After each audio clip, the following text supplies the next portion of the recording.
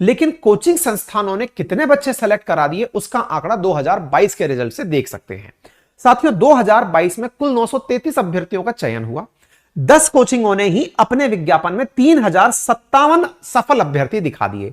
Vajiram and के रविराम Singh 617, Shankar IAS 336, चहल academy 352, ऑप्टी IAS 150। इतनी तरीके से नेक्स्ट आईएएस, दृष्टि आईएएस, केजीएस, श्रीराम, सबने 3507 बच्चों का सिलेक्शन दिखा दिया। बच्चा कंफ्यूज हो गया, यार जब हर कोचिंग इतना सिलेक्शन दे रही है तो पद कम कहां है? सरकार को तो हम जबरदस्ती कोस रहे हैं कि इतनी नौकरी कम है, ऐसा तो कुछ नहीं है।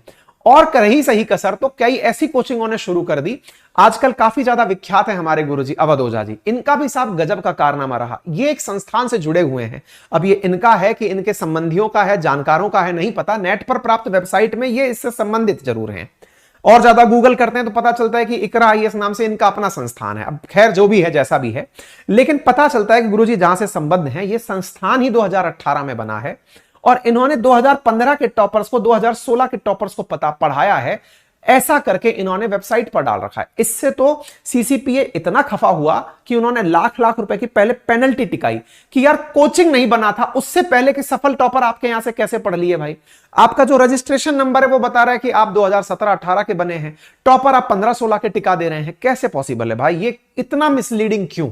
ठीक है, इन सबके भी जवाब दूंगा। कोचिंग वालों के जो जवाब हैं, क्योंकि हम भी कोचिंग इंडस्ट्री से जुड़े रहे हैं, अभी भी कोचिंग में ही हैं, हम अपने जवाब भी देंगे और फाइनली आपको समाधान भी बताएंगे। ठीक है ना? तो उसको भी आपको समझना है। तो सीसीपीए ने बकायदा 20 कोचिंग इंस्टीट्यूट्स को पकड़कर मिसलीडिंग एडवर्टाइज और अनफेयर ट्रेड प्रैक्टिस के लिए नोटिस थमा दिया। अब ये सीसीपीए है क्या? तो सेंट्रल कंज्यूमर प्रोटेक्शन अथॉरिटी है, जो कि एक्ट के द्वारा स्टैब्लिश्ड है, यानी स्टेटवरी है। 2020 के अंदर एक्ट के माध्यम से section 10 of consumer protection act के तहत इसको बनाया गया है। ठीक है, किस किस का नाम इसके अंदर आया तो जरा नाम जान लीजिए। जिनको नोटिस भेजा गया है उनमें नाम है वाजीराम एंड रेड्डी इंस्टीट्यूट का, चहल एकेडमी का, खान स्टडी ग्रुप का, आपटी प्लस का, एनालॉग आईएएस का, शंकर आईएएस का, श्रीराम आईएएस का, बायजूस का, अन अकेडमी का, नेक्स्ट का, दृष्टि आईएएस का, IQRA आईएएस का, विजन आईएएस का, आईएएस बाबा का, योजना का, प्लूटस का, ALS का, राउज का। वो वाला डायलॉग याद है, सबका बदला लेगा तेरा हैदर। हाँ जी, इसके साथ साथ दृष्टि आईएएस, इन सब के नाम इसके अंदर डाल दिए गए। जिनके ऊपर पेनल्टी लगा दी गई है उसमें से राउज आईएएस, स्टडी सर्कल, चहल एकेडमी, इकरा और आईएएस बाबा, इन पर लाख लाख रुपए की पेनल्टी। देखिए, आप पूछेंगे लाख रुपया कोई बड़ी चीज थोड़ी है? बात लाख रुपए की नहीं है साहब। लाख रुपए के कारण जो अखबारों में न्यूज बनी ना, जिसकी वजह से जितना पैसा देकर ये विज्ञापन नहीं कराते, उससे ज्यादा जो बदनामी हो गई ना, वो ज्यादा बड़ी है। ठीक है, ऐसा कहना किसका है? ऐसा कहना है सीसीपीए की तरफ से। ये जो मैडम साहिबा हैं जिन्होंने ये जानकारी बाहर निकाली है, इन्होंने अपनी तरफ से कहा कि हमने इन कोचिंग इंस्टीट्यूट्स को प्रॉपर तरीके से अपनी तरफ से जानकारी भेजने के लिए कहा है, स्पष्टीकरण मांगा है कि पहले अपनी तरफ से मतलब ये वो हैं, मतलब जिन्होंने ये अधिकारी हैं जिन्होंने ये जानकारी बाहर दी है, और इनका प्रॉपर तरीके से कहना है कि हमने इन सभी को बुलाकर कह दिया है सीसीपीए की तरफ से कि आप इसका प्रॉपर जवाब हमें भेजिएगा। ठीक है, ऑफिशियल्स के अनुसार जितने बच्चे सेलेक्ट नहीं हुए उससे ज्यादा आपने नंबर दिखा कैसे दिए। अब मैं थोड़ी सी सफाई आपको दे देता हूं, कैसे खेला खेला जाता है, थोड़ा सा समझने का प्रयास कीजिए। खेला बहुत आसान है। देखिए, आईएएस की परीक्षा हो या पीसीएस की परीक्षा हो, कोई सी भी परीक्षा हो, असल मायने में परीक्षा में इतने पड़ाव, इतने चरण और इतने प्रकार के सब्जेक्ट्स हैं। जैसे आईएएस की लेकर चलें तो प्रीलिम्स है, मेंस है, इंटरव्यू है, करंट अफेयर्स है। ये कई ऐसे टाइटल्स हैं जिन्हें बच्चा एक जगह से नहीं पढ़ता है। अगर किसी बच्चे ने कहीं कोचिंग की उठाकर, जैसे मान लीजिए विजन की उठाकर टेस्ट सीरीज लगा ली, करंट अफेयर्स के नाम पर मान लीजिए दृष्टि का करंट अफेयर पढ़ लिया, हमारा करंट अफेयर पढ़ लिया, नेक्स्ट आईएएस का पढ़ लिया, आईएएस बाबा का पढ़ लिया, कहीं से भी करंट अफेयर पढ़ लिया, या फिर हो सकता है प्रीलिम्स के नाम पर कोई सब्जेक्ट उस बच्चे को नहीं समझ में आता था, वो गया और हिस्ट्री मान के उठा के किसी एक टीचर से पढ़ लिया, पॉलिटी किसी एक टीचर से पढ़ लिया, इकोनॉमी किसी एक टीचर से पढ़ लिया, सब टीचरों से पढ़ लिया। अब बच्चा जिससे पढ़ता है उसके लिए बड़ा ऑब्लाइज्ड रहता है कि sir thank you so much, आपने मेरा सब्जेक्ट इतना अच्छा करा दिया। आपको पता हो कि मैं करंट का टीचर क्यों बना, तो इसकी पीछे की बड़ी कहानी है कि जब मैं खुद प्रिपरेशन करता था तब इसके ऑप्शंस ही नहीं थे कि कोई ढंग से करंट अफेयर बिठा के पढ़ा दे। तो मुझे लगा कि यह मार्केट बड़ा ही ग्रे एरिया है, इसमें काम किया जा सकता है। ठीक है, हम उतर के इसमें आ गए। लेकिन मुद्दा यह है कि बच्चा जो आपसे समझ लिया या जिसका काम आपसे बन गया, वो आने वाले समय में आपके लिए बड़ा थैंकफुल रहता है, sir thank you so much, आपने मेरा काम बना दिया। बस उसका वही थैंक यू लिख लिया जाता है टेस्टिमोनियल बना करके कि भैया कल को तुम काम आओगे, जब सेलेक्ट हो जाओगे तो इसे छाप देंगे। एक तो हुआ ये तरीका, लेकिन इतने बच्चे तैयारी करने आते हैं, किस किस का टेस्टिमोनियल लेकर रखें, इसका एक दूसरा तरीका निकाला गया और वो सस्ता और सटीक तरीका है। और वो क्या है, आपने तैयारी कराई हो या ना कराई हो, प्री दिया 10 लाख बच्चों ने, प्री पास किए कुछ हजार बच्चे, 10-15 हजार बच्चे पास किए, प्री के बाद गए मेंस की परीक्षा में, वहां से पास हुए 3000 बच्चे। 3000 बच्चों का यह तो तय हो गया कि इनमें से 1/3 यानी 1000 बच्चों को नौकरी मिलेगी, यानी कि 3 में से 1 को नौकरी मिलेगी। यहां से कोचिंग संस्थान अपना जाल फेंकना शुरू करती हैं। और वो क्या जाल होता है, जाल होता है कि इन बच्चों से कहिए कि ये फ्री में मॉक इंटरव्यू देने हमारे पास चले आए। अच्छा, बच्चा भी इतने दिन से गुमनामी की जिंदगी जी रहा होता है कि उसे लगता है जिस दिन उसकी फोटो किसी सोशल मीडिया पर आएगी, जिस दिन टीवी फोटो पर दिखेगी, घर वालों को यूट्यूब पर उसका इंटरव्यू दिखेगा, वो बच्चा सोचेगा कि आहा मेरा जिंदगी में आना सफल हो गया। बस वो जो सफलता का जो सपना उस बच्चे को दिखता है, वो बेचारा हर जगह जा जाकर 5 स्टार होटल्स में बुलाकर इंटरव्यू लिए जाते हैं। बच्चों से कहा जाता है आप आइए, आपके आने का नाम पर भी खर्चा हम देंगे, आप आइए, बढ़िया से पैनल आपका इंटरव्यू लेगा, बेहतरीन सेलेक्टेड लोगों को बिठाया जाएगा, आपकी कमियां बताई जाएंगी, रिकॉर्डिंग करके आपको सीडी दी जाएगी, पेन ड्राइव में डालकर दिया जाएगा, घर जाकर अपना इंटरव्यू देखिएगा।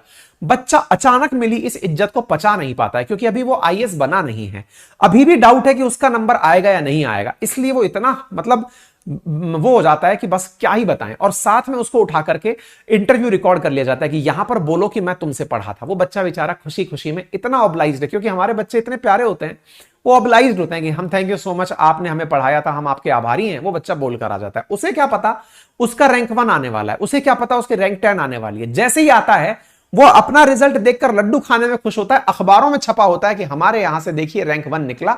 उसकी ऑडियो क्लिप, उसकी वीडियो क्लिप धड़ाधड़ यूट्यूब पर डल रही होती हैं और सब लोग उस दिन एकदम सपने में जी रहे होते हैं कि वाह मजा आ गया। आजकल जिस तरह से कोचिंग संस्थानों ने मॉक इंटरव्यूज का सीन चलाया है, मतलब दृष्टि आईएएस का अगर मैं नाम लूं स्पेसिफिकली, और वो इसलिए क्योंकि अब वो फिल्म भी लेकर के आ रहे हैं, वो शायद ही कोई उन्हें जानता यदि मॉक इंटरव्यू उनके इतने ना चलते। हर लोगों ने ऐसे उन्हें देखा जैसे कोई एंटरटेनमेंट का सीन चल रहा हो। लोग अपने आप को वहां रख करके बनाते कि यार इंटरव्यू हो तो ऐसा, अच्छा ऐसे सवाल पूछते हैं। ये कई कोचिंगों में देखे गए हैं।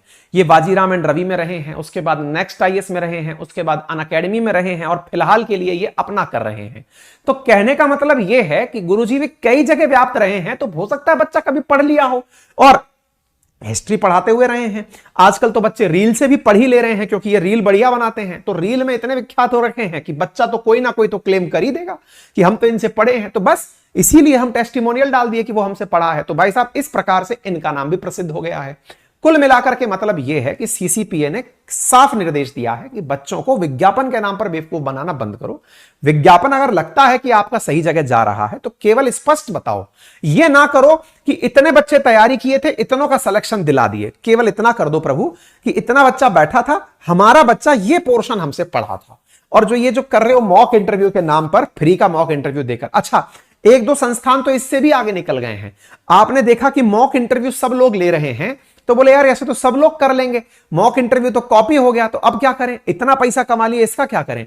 तो बोले प्रीलिम्स कितना बच्चा पास करता है, बोले सर प्रीलिम्स बच्चा पास कर रहा है 15,000। बोले ठीक है, तो एक काम करो प्रीलिम्स में हिंदी मीडियम का कितना होगा, बोले सर होगा 3-1,000।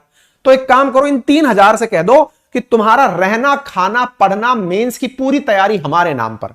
आप सोचे कि प्रभु आप तो स्वयं प्रभु के अवतार हैं, 3,000 बच्चा पढ़ाएंगे आप, वो भी फ्री ऑफ कॉस्ट, कैसे हो पाएगा ये सब। चिंता मत करो बेटा, 3,000 में से अगर 30 भी निकल गए बस, तो वो हिंदी मीडियम का सारा बच्चा हमारा है, ये कहने में बहुत बड़ा होगा। और इतने में हम हिंदी मीडियम का यूपी बिहार राजस्थान पूरा अपने पास बुला लेंगे कि चले आओ, क्योंकि हमसे पढ़कर ये बच्चा निकला है। खेला भैया पैसे का है। और इसको ये इतना बड़ा बिटर ट्रुथ है ना, मतलब ये कड़वी सच्चाई है कि इसे सब जानते हैं। वही वाली बात शुरुआत में मैंने कही थी, जानते सब हैं लेकिन मानता कोई नहीं। ठीक है, हमने आपके सामने ये जानकारी इसलिए दी। आप पूछेंगे सर आप भी तो इन संस्थानों से जुड़े रहे हैं। बिल्कुल जुड़े रहे हैं, बड़े बड़े कोचिंग संस्थानों के साथ जुड़े रहे हैं। और ऐसी स्थिति में हम यह हमेशा अपने व्याख्यानों में बोलते भी आए हैं कि भैया सच ये है, सच्चाई कितनी है वो भी हम आपके सामने रख कर आए। और प्रैक्टिकल रियलिटी है, जिस व्यक्ति के नाम पर, जिस फेस के नाम पर आप किसी से भी जुड़ रहे हैं, कल को मेरी संस्थान में भी आप जुड़ते हैं, सबकी सब बच्चे मैं नहीं पढ़ा सकता, सारे के सारे सब्जेक्ट मैं नहीं पढ़ा सकता। हां, आप उस फेस पर ट्रस्ट कर सकते हैं। आप किसी भी XYZ के नाम पर जाकर जुड़ते हैं, उनके नाम से जुड़े ट्रस्ट पर कि हां यदि ये हैं तो इसका मतलब ये काम अच्छे से डिलीवर होगा। अदरवाइज तो साहब पढ़ना अंत में आप ही को है। कोचिंग का काम आपको केवल यह बताना है कि क्या पढ़ना है। इतना ही आपका काम अगर कोचिंग बना दे तो अंत में पढ़ाई आपकी आप ही के काम आएगी। लोकतंत्र वाली परिभाषा है, आप पर भी लागू होती है। जनता का जनता के द्वारा जनता के लिए, छात्र का छात्र के द्वारा छात्र के लिए ही अध्ययन और अध्यापन है। यहां पर कोचिंग का काम बिल्कुल आचार संहिता लगाने जैसा है जैसे इलेक्शन कमीशन लगाता है।